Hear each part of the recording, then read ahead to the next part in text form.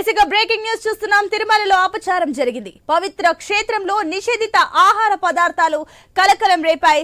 Security సిబ్బంది కళ్లు గప్పి కొందరు తమిళ భక్తుల బృందం కోడిగుడ్లు పలావ్ను తిరుమలకు తీసుకెళ్లారు. రాంబాగ్చి బస్టాండ్ లో ఈ ఆహారాన్ని తింటుండగా కొందరు భక్తులు గమనించి పోలీసులకు ఫిర్యాదు చేశారు. నిషేధిత ఫుడ్ ను తింటున్న భక్తులను పోలీసులు మందలించారు. దీనికి సంబంధించి మరిన్ని డీటెయిల్స్ మా కరెస్పాండెంట్ వర్మ అందిస్తారు. వర్మ, ఈ సంఘటన చూస్తుంటే కూడా పలు అనుమానాలకు తావిస్తుంది. వాళ్ళు భక్తులా లేదంటే ఇతరులా? ఏం జరిగింది అసలు? ఇది ఎక్కడ జరిగింది? తిరుమలకు సాధారణంగా నాన్ వెజ్ గానీ, మాంసాహారం గానీ, మద్యం గానీ ఇవన్నీ పూర్తిగా నిషేధము. అలాగే పొగాకు ఉత్పత్తులు కూడా పూర్తిగా తిరుమలకు వెళ్లేదానికి పూర్తిగా నిషేధం ఉంది. వీటిని ఎవరైనా తీసుకువచ్చినా కూడా కింద అలిపిరి దగ్గర క్షుణ్ణంగా తనిఖీ చేసి వాటిని ఏదైనా ఉంటే వాటిని వాటిని తొలగించడం లాంటి కార్యక్రమాలు అయితే చేస్తూ ఉంటారు. అయితే ఇప్పుడు నిన్న ఈ ఘటన చోటు చేసుకుంది. తమిళనాడులోని తిరువల్లూరు సమీపంలో గుమ్మడిపూడి అనే గ్రామానికి చెందిన ఒక 28 మంది భక్తుల బృందం ఒక ప్రత్యేక వాహనంలో వాళ్ళు తిరుమలకు రావడం జరిగింది. అలిపిరి మార్గం ద్వారానే వీళ్ళు తిరుమలకు వచ్చారు. అయితే వీళ్ళు పైకి కింద సరిగా వాళ్ళతో పాటు వచ్చేటప్పుడు కూడా దాంట్లో అన్నం గాని అలాగే పలావ్ అన్నం తీసుకొచ్చారు. కోడిగుడ్లు ఇవన్నీ కూడా నాన్ వెజ్ తీసుకురావడం జరిగింది.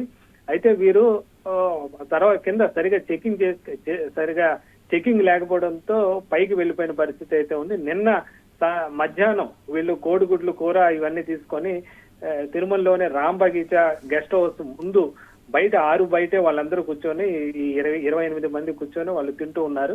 అయితే వీళ్ళు గుడ్లు ఈ పలావు నాన్ వెజ్ తింటుంటో అక్కడ ఉన్న భక్తులు చూసి వాళ్ళు ఆశ్చర్యపోయారు. దీని విషయాన్ని కూడా విజిలెన్స్ సిబ్బందికి చేరవేశారు. అయితే విజిలెన్స్ సిబ్బంది అక్కడికి చేరుకున్నారు. అలాగే పోలీసులు కూడా చేరుకున్నారు. వీళ్ళ భక్తులను అడిగితే వాళ్ళు తమకేం తెలియదని వాళ్ళు చెప్తున్నారు. మాకు నిబంధనలు తెలియదు కాబట్టి మేము తెచ్చుకున్నామని చెప్తున్నారు. ఒకవేళ భక్తులకి నిబంధనలు తెలిసినా తెలియకపోయినా కూడా కింద క్షుణ్ణంగా తనిఖీలు చేస్తుంటారు. ఏ మాత్రం అనుమానం వచ్చినా కూడా ఏదైనా నాన్ వెజ్ కానీ ఇవంటే కిందనే వాటిని తొలగించేస్తే వాడు ఆ పాత్రలో వాటిని తీసేయడం లాంటి పనులు అయితే చేస్తూ ఉంటారు.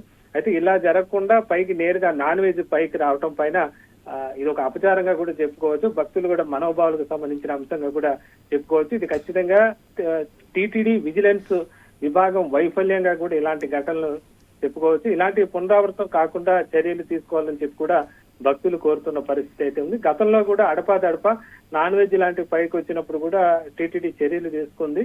అయితే చాలా కాలం తర్వాత మళ్ళీ ఇలాంటి ఘటన వెలుగు చూసిన పరిస్థితి అయితే ఉంది. సునీత.